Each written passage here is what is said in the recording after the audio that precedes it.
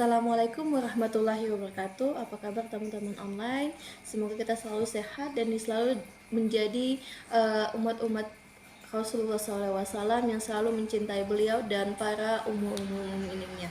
Baik, kamu guru atau pendidik perempuan, mari sama-sama hijrah mengikuti langkah-langkah sosok mulia yang cantik, cerdas, bijaksana, dan sosok ibu guru terviral sepanjang abad. Siapa lagi kalau bukan Ummu Syaidah Aisyah radhiyallahu anha. Baik teman-teman, di tanggal 11 September 2025 ini tema kita di momen malam ini yaitu lelah. Lelah, cuma satu kata, lelah. Lelah. Kalau kita bisa mengartikan lelah di dunia. Apakah ada balasan di akhiratnya, teman-teman? Teman-teman, lelah di dunia, apakah ada di balasannya di akhirat? Jadi kalau kita perspektifkan berpikir seperti itu, apa yang kita lakukan di dunia ini adalah semua semata-mata ujian buat kita, teman-teman. Yang mana kita harus memang lelah di dunia ini, dan nanti di akhirat baru kita panen hasilnya. Ibarat kita menanam padi, teman-teman, kali ini kita berusaha payahnya, dan nanti di akhirat kita akan panen hasil memanen padi. Seperti itulah konsep dari lelahnya di dunia, teman-teman. Ya, kita semangat terus ya untuk menguatkan ketahanan diri kita. Bagaimana dengan konsep lelah itu, teman-teman? Di dunia tidak apa-apa, teman-teman. Setiap kesulitan, kesusahan, dan musibah yang kita alami, ya, yang mukmin alami di dunia, pasti akan ada penghapusan dosa. Itu akan menjadi penghapusan dosa dan mengangkat derajat kita di sisi Allah Subhanahu wa taala. Amin amin ya rabbal alamin. Teman-teman, ini kita berbincang santai aja, teman-teman. Lelah karena ibadah dan ketaatan.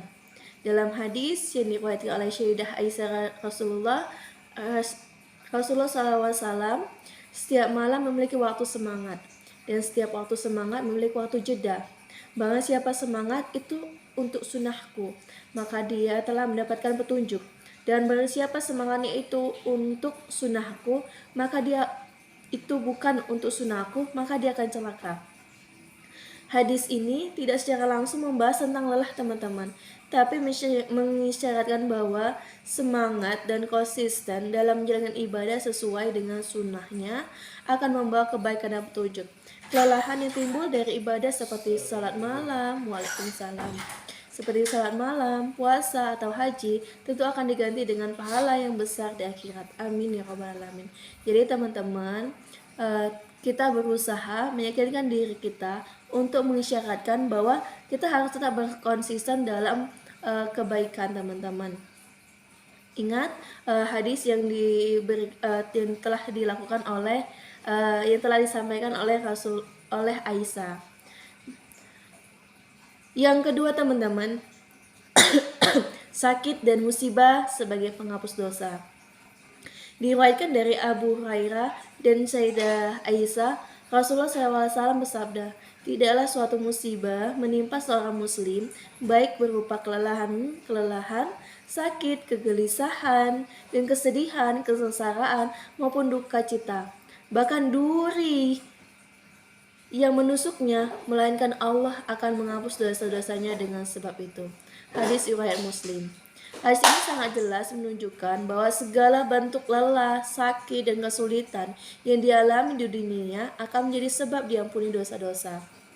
Jadi intinya, teman-teman, dari konsep dua tadi, hadis tadi menyatakan kalau kita kelelahan, kecapean, dan segala sesuatu yang kita lakukan di dunia ini, itu semua Allah lah yang memberinya, dan itu akan menjadi ganjaran kita, pengampunan dosa-dosa yang telah kita lakukan, teman-teman.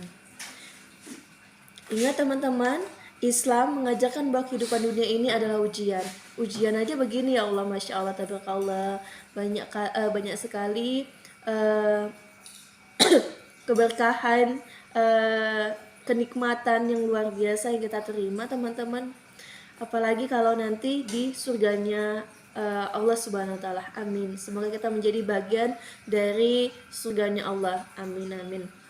Segala lelah dan susah yang kita alami teman-teman, jika kita sikapi dengan sabar dan ikhlas, akan menjadi penghapus dosa dan pembuka pintu surga kita. Lelah karena bekerja, mencari rezeki yang halal, lelah karena merawat keluarga, atau lelah karena berjuang di jalan Allah, semua itu akan dibalas dengan ganjaran yang tak terhingga di akhirat nanti. Semoga kita akan terus berada di jalan Allah Subhanahu wa taala dan menjadi juni-juninya di dunia dan bersiap untuk persiapan akhirat kita. Baik teman-teman, mungkin apa yang saya sampaikan yang baik-baik datangnya dari Allah Subhanahu wa taala dan yang buruk dari